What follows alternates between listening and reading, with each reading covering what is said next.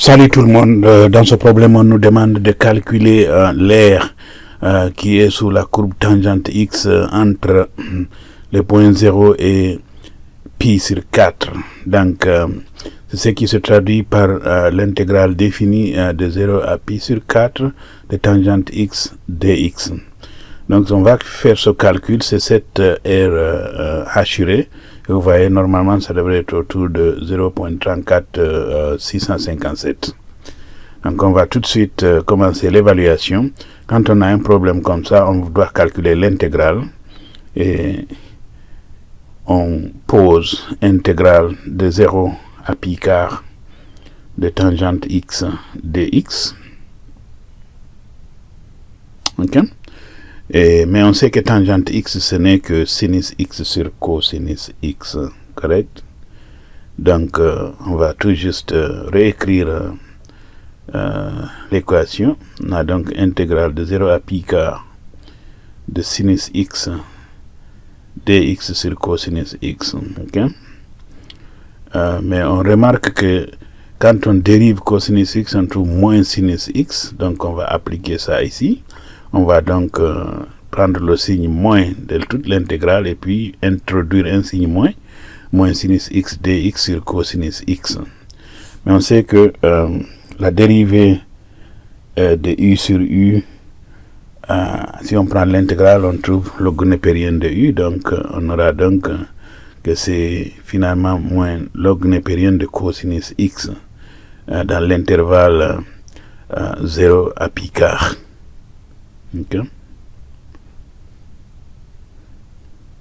On va effectuer ce calcul. On sait que cosinus de pi quart, c'est racine de 2 sur 2 et cosinus 0, c'est 1. Donc, on va appliquer ça. On aura donc moins log népérien de racine de 2 sur 2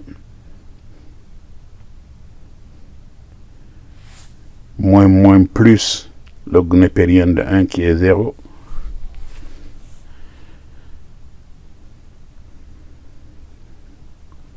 Log népérien de 1, oui.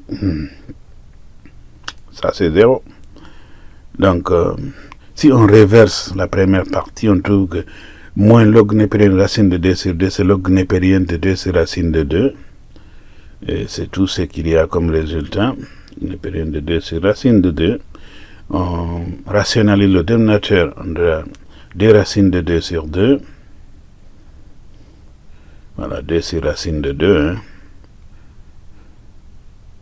Voilà. Et si on rationalise, on trouve log népérien de 2 racines de 2 sur 2. On simplifie, ce n'est que 1 demi de log népérien de 2. Autrement dit que c'est log népérien de racine de 2. Racine de 2, c'est 2 à la puissance 1 demi. On descend le 1 demi de 2, le log népérien. Ça veut dire que l'intégrale qu'on cherchait, c'est 1 demi de log népérien de 2. Si on fait les calculs à la machine, on trouve que c'est 0.34657. Et bienvenue encore, on va continuer sur ce genre d'exercice très prochainement. Et ça fait longtemps qu'on avait fait des vidéos. On va commencer à mettre d'autres vidéos à partir de maintenant. Merci et bonne suite.